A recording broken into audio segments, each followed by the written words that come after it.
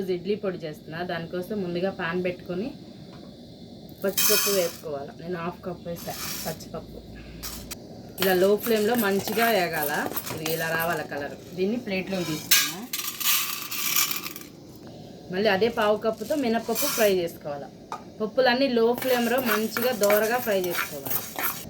ఇలా మంచిగా కలర్ రావాలి. దీన్ని ఇప్పుడు ప్లేట్లోకి తీసుకుందాం. అదే 1/2 కప్తో కందిపప్పు ఫ్రై చేసుకోవాలి.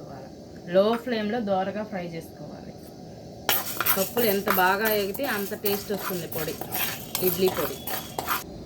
కందిపప్పు కూడా మంచిగా ఫ్రై అయిపోయినాయి. దీన్ని ప్లేట్లోకి వేసేసుకుందాం. ఇప్పుడు 1 స్పూన్ జీలకర్ర, అలాగే 1 స్పూన్ మిరియాలు మంచిగా ఫ్రై చేసుకోవాలి. ఇవి కూడా ఫ్రై అయిపోయినాయి. వీటిని కూడా ప్లేట్లో తీసేసుకుందాం. ఇప్పుడు ఎండుమిర్చి. ఈ ఎండుమిర్చి కారం ఎక్కువ, అందుకే నేను 12 ఎండుమిర్చి వేస్తున్నాను. ఎండుమిర్చి ఫ్రై అయిపోయినాయి. వీటిని కూడా పక్కన తీసుకుందాం. దీంట్లో కొంచెం చింతపండు, గోలీ సైజ్ అంతా, జస్ట్ ఇందులో తేమ పోయే వరకు ఫ్రై చేసుకున్న ఎండుమిర్చి, ఉప్పు, అలాగే చింతపండు ముందుగా వేసుకొని మిక్సీ పట్టుకోవాలి.